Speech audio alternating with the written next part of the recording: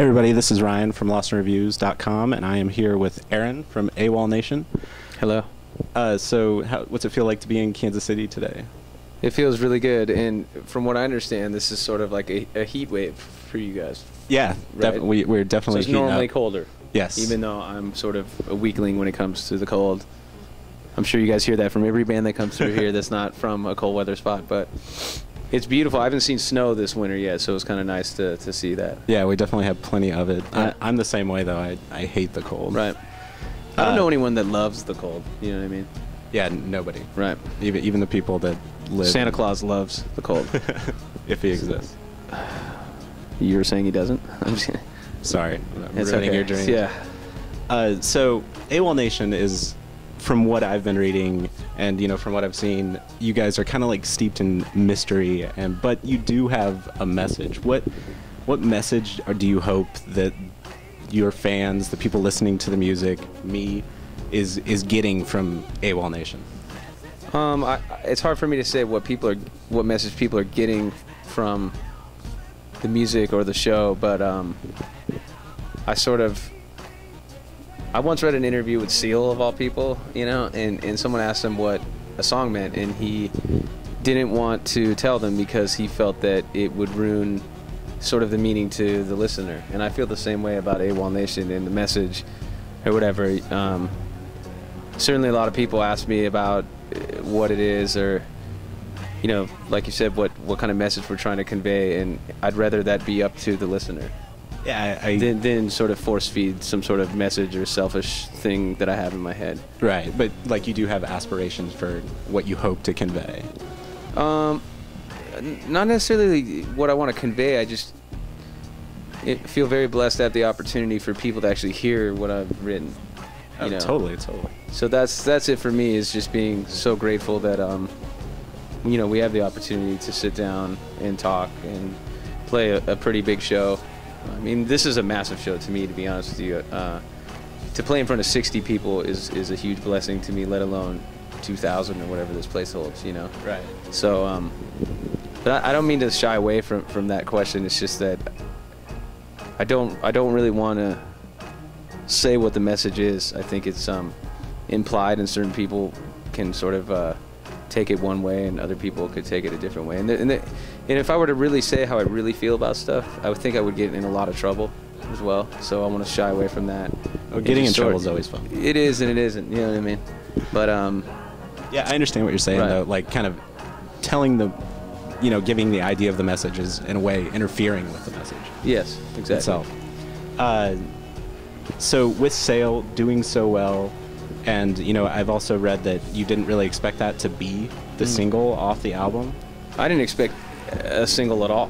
You know what I mean? Sail was. I was just talking about this with my buddy outside. It was. I was actually in a very low point in my life. Kind of had reached a point where, I was totally broke, had a lot of debt, living in a pretty bad situation, and I was actually writing pop songs for money. Not a lot of money, like a couple $100 a song or whatever, and which I was grateful to have that opportunity, but it wasn't fulfilling my soul by any means. And one day, me and our keyboard player Kenny, also known as the Yellow Assassin, we were sitting there and we were supposed to be working on stuff for like money, to pay the bills, and we're like, you know what, fuck this, man. Am I allowed to cuss? Yeah, go for it. Cuss all you want.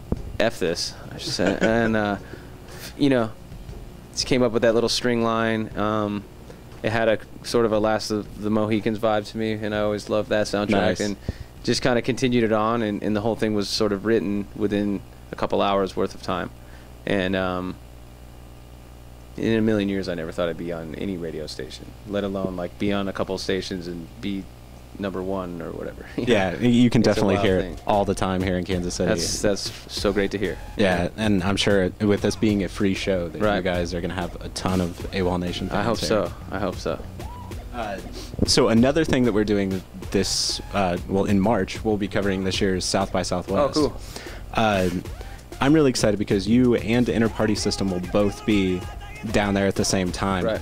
Is there any chance that we'll get kind of like a mashup down at South by? That's I didn't know they were going to be down there, so you just put a great idea into my head. So let's try to do that. Awesome. I would love to see that. Have you heard the remixes they did? Yes. I love them. I think that guy, his name's Patrick. He's super talented, and I had a conversation with him for Burn It Down. I'm like, dude, just make it like a dubstep remix, and he surpassed my expectations. Yeah, I definitely love the remix of Burn It Down. Right. We were just listening to it. I enjoyed listening to that more than my version because I'm sick of my version, obviously. Well, I'm kind of the other way. I enjoy your version, but Right. then I love the part where he kind of slows it down. Yeah, the ending was a really cool thing. Yeah, I definitely dig that. But I'd love to see you guys get together. And Yeah, it'd be cool. I don't know what we do, but we're trying to put together some sort of show that's we really want to do at least a show during South by that's open to the public. Because it's so expensive to get a badge or whatever. Oh, what yeah, I've heard, totally. you know, and the day music's for for I do this for real music lovers, not industry people Right. or label people or suits, so to speak. It's for that kid that writes the name on his Peachy folder, if they even still have Peachy folders. Yeah. I don't know, but it's an exciting time for us because people are discovering us. We're not so big that people are over it already. It's like that new phase where when I discovered bands before, everybody knew about them. I felt really like they were my friends almost in a weird way. And I'd wake up to go to high school feeling weird and insecure like we all do at that point in our life, and just these records would help me get through my day or feel a little bit more confident to maybe talk to that girl I thought was cute, or talk to another dude that was in a band and maybe try to start something with them. So records were always like sort of a pick-me-up for me on my way to school and back. Yeah, like I was the same way, writing the band's name on the white part of my shoe. Right.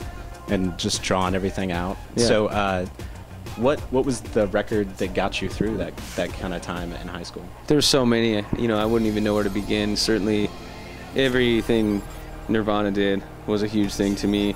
But I also, I grew up in the 80s with my mom driving me to school, so I was forced to listen to, and lucky enough to listen to Prince, Michael Jackson, Madonna. So as much as I love a lot of underground stuff and all these hardcore bands I loved growing up, like Refused, and even straight up punk bands like Operation Ivy, and metal, Pantera, Slayer, even some more obscure underground stuff that I loved growing up. And hip hop, I failed to mention, was a big thing for me. But I mean, it just depended on that time of the month that I was going to school. Right. Yeah. Just what you were feeling. Yeah. But I will say, Radiohead OK Computer was a huge, pivotal point for me. Not necessarily when I was out of high school, I think, or around that time, and that sort of opened my mind to just think more artistically about songs and not just do power chords and whatever. And that record completely flipped my mind, Yeah, I think that record changed everybody. Yeah, it changed everything. It was one of the first records that really utilized what Pro Tools potential was. Yeah, definitely. So with the films that you did, like Deep Danger and stuff like that, do you hope to one day bring AWOLNATION into a visual kind of band? Like maybe people could bring those 3D glasses that you gave out to the show? Absolutely. I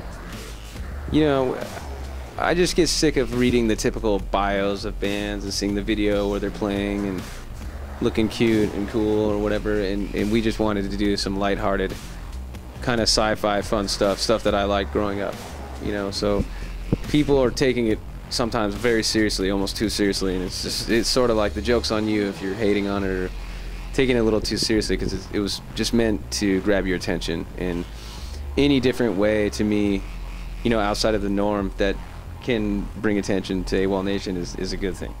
Yeah, I definitely enjoy it. It's definitely a better way to get your name out there than I think a lot of bands are doing.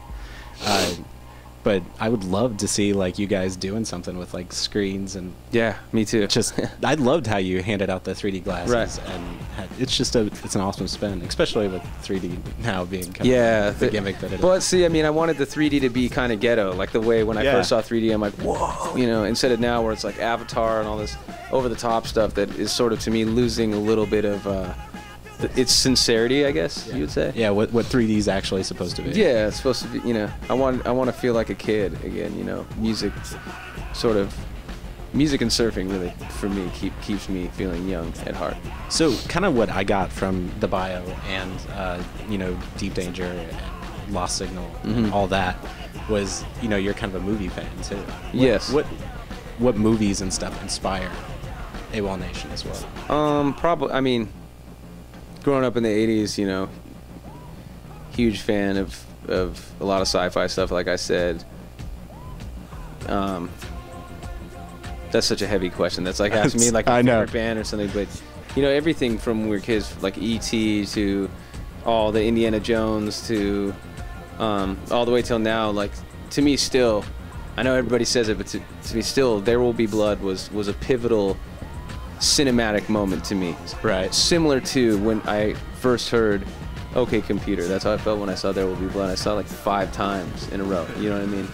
And ever since then, I've been sort of searching for another movie that epic, which I haven't found yet. Which didn't answer your question at all, really. No, you know, perfectly. Off the top of my head, that's the yeah. best, newest film I could think of, you know? Yeah, definitely. With, you know, the release of the album, there's not very many songs on it.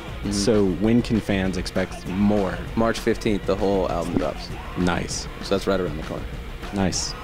Well, I'm Ryan from LostReviews.com, and I've been talking with Aaron from AWOLNATION.